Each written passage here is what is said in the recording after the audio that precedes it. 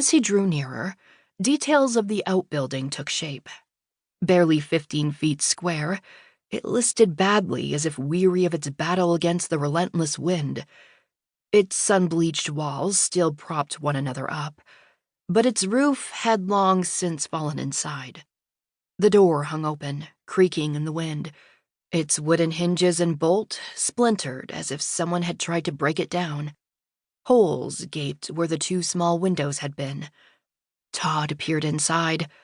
All but a few primitive furnishings had been scavenged, but a willow sapling was flourishing in the relative cool of the shade. After taking dozens of photos outside, Todd bent his head to squeeze his 6-foot frame through the door and adjusted his camera to capture the gloom. He noted the scorch pattern on the wall where the wood stove must have been, the nails in the walls where the few clothes and implements would have hung, and the single shelf on which sat some chipped cups and an empty whiskey bottle caked in dust and oddly out of place. A message had been carved into the wall next to the window. He leaned in to photograph it. It was barely legible, and he blew the sand out of the cracks. A horizontal line, and next to it, snow, March 1907. More ghosts.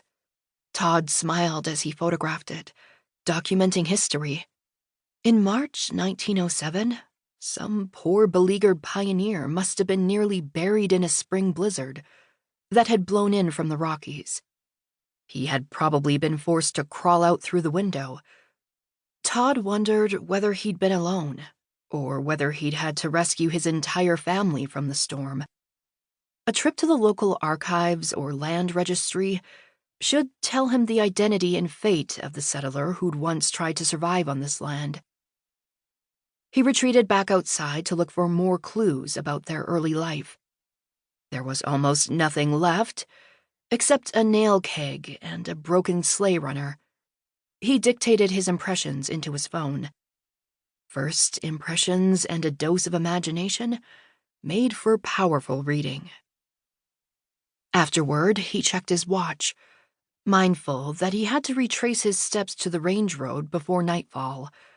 In August, the days were already getting shorter and the nights cooler, but it was just past 2 o'clock, still plenty of time to reach the coulee. The best pictures would be there, amid the old cottonwoods, the ripples of eroded, multi-layered rock, and the curving shadows of light. With any luck, maybe even a dinosaur bone or two. He came upon the coulee quite unexpectedly, as the prairie floor fell into a yawning crevice of barren hills and steep slopes, down to the ancient riverbed.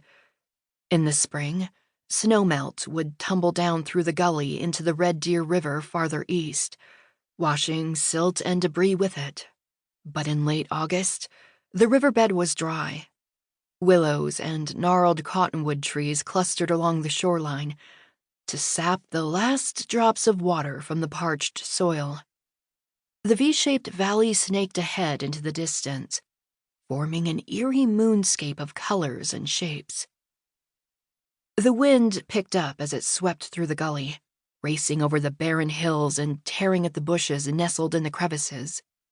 Tufts of sagebrush and prairie grass clung to the desolate southern slopes, but hardy green and gold bushes grew in the lee of the north-facing hills. Todd picked his descent carefully down a crevice through sandstone and popcorn rock that crumbled underfoot, dislodging cascades of debris. Amid the debris, rocks and pebbles glinted in the sunlight. He bent to pick them up, looking for bits of ancient shellfish, seeds, and bones, imprints of leaves and flowers, the ancient dead from a time millions of years ago, when this had been a swampy inland sea teeming with life. As he walked along the sandy riverbed, he scoured the banks for larger fossils. Dinosaurs had walked these marshy shores 70 million years ago, and these Alberta plains had one of the richest collections of dinosaur bones in the world. Fossil hunters had been excavating bones for over